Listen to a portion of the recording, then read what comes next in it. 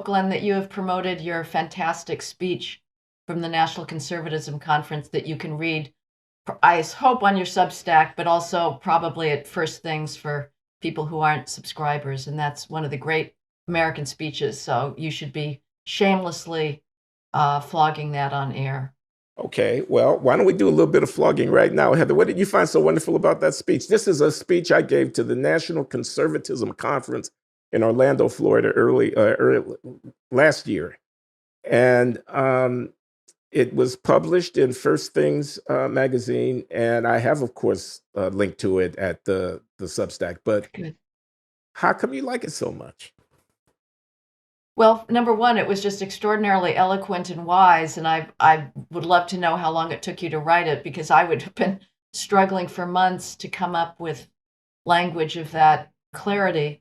But as I wrote you by email after hearing it on the broadcast, we don't really deserve you, because the spirit of magnanimity in it and the willingness to take a broader view of the United States and see yourself as part of it, and to see the portray the fundamental essence of America in its principles rather than its actual lived behavior for so many centuries, I thought was just extraordinarily open-minded.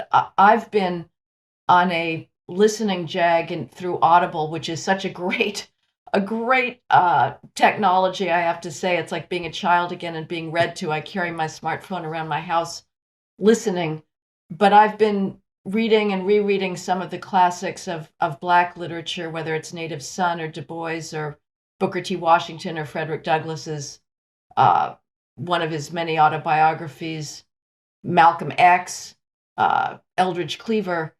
And I have to say, and also the fantastic Man-Child in a Promised Land. Yeah, Claude Brown. Claude Brown. That reading inclines me in a little direction, I have to say, towards the 1619 Project, not towards its historiography, which I think has been extraordinarily discredited, but simply in its claim that America still isn't fully accounting for the racism of its past that continued far longer than I think the conservative narrative takes into account. You know, the Trump administration at the end of its term came out with the 1776 report that was meant to be a rebuttal to the 1619 Project.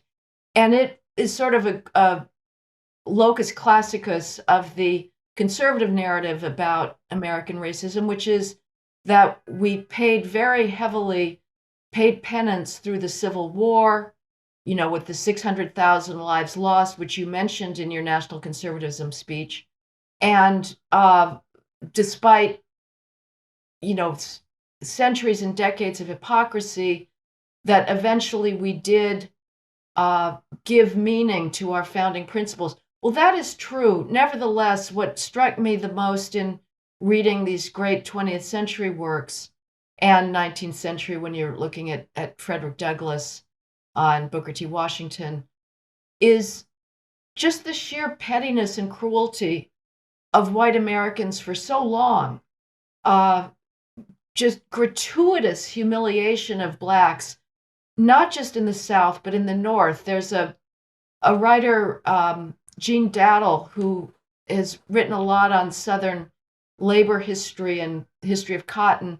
And he wrote a book called Reckoning with Race that shows that the North should not be at all exempt from the criticism that we direct at the South, that in the pre-colonial period, post-colonial period, it was busy disenfranchising Blacks.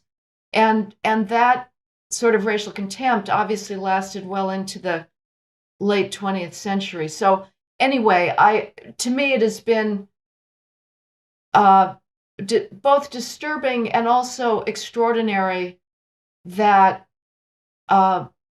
Blacks are willing to celebrate the 4th of July, because as far as I'm concerned, I can well understand people continuing Frederick Douglass's strong objections in the 19th century. So, well, I would say that today we are absolutely different.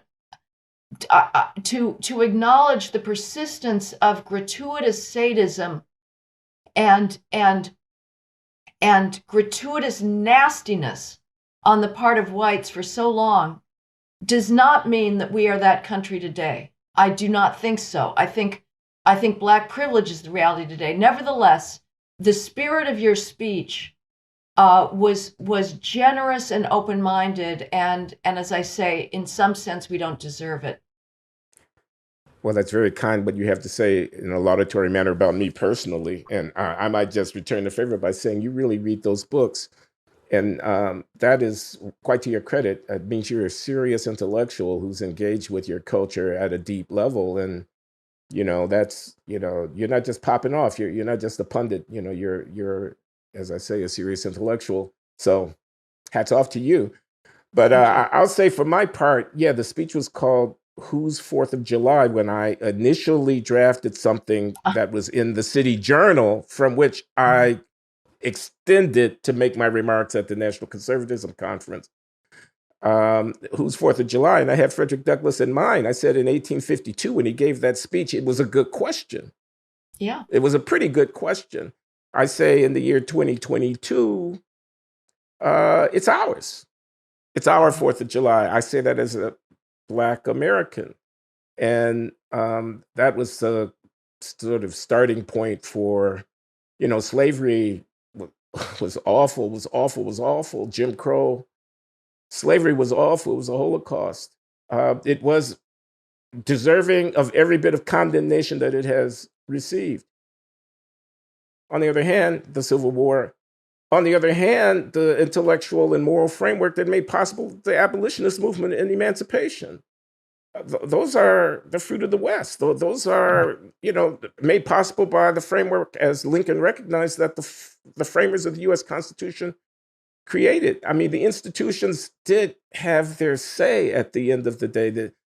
And we African Americans are an inheritor of that Western tradition. This is my tradition. It's the only tradition I know. I have no place to go but here. This is my home, going back many generations.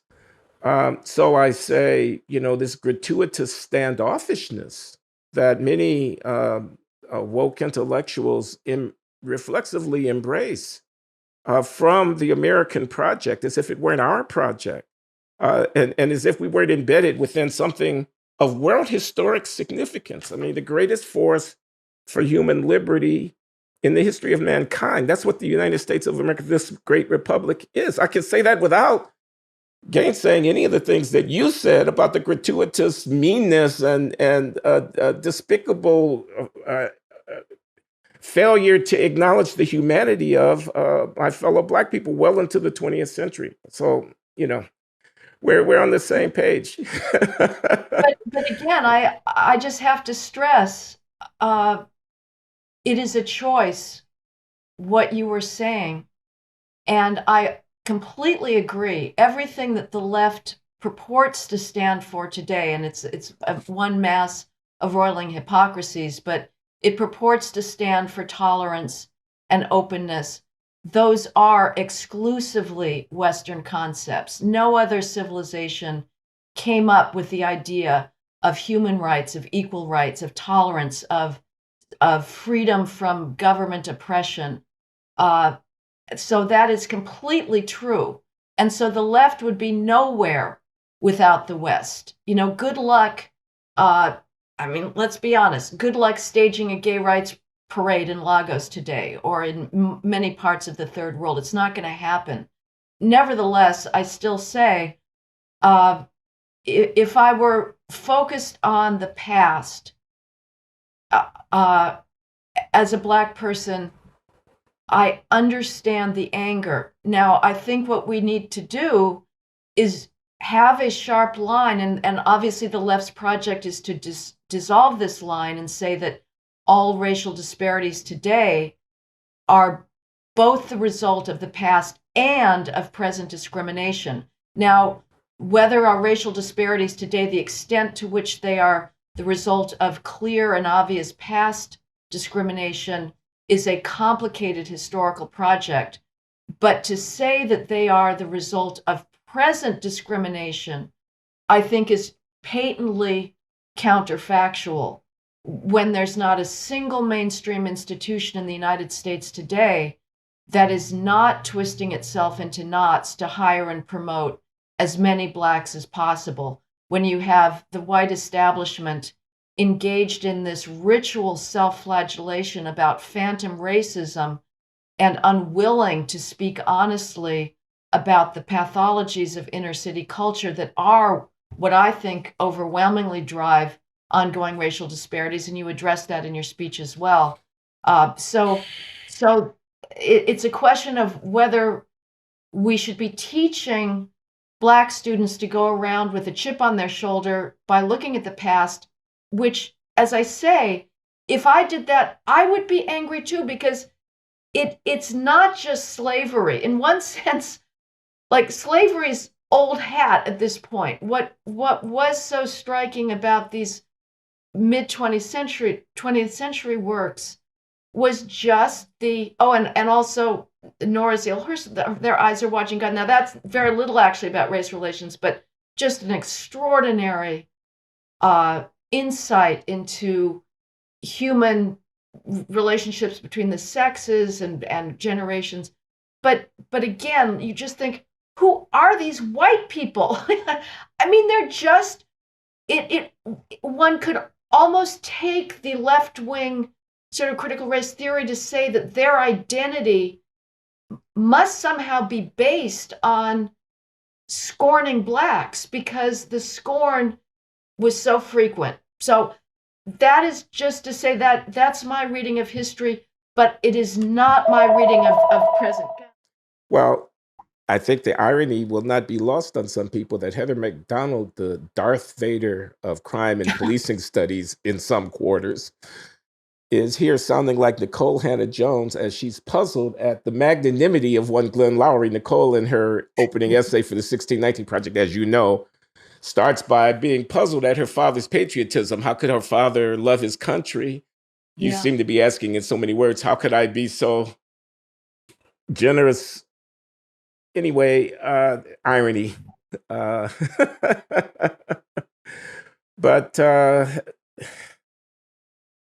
I don't know. I was going to say that everything is not quid pro quo and a counting of the sums and who's winning and how much harm. Some of it is about grace. Some of it is about embracing a spiritual thing. And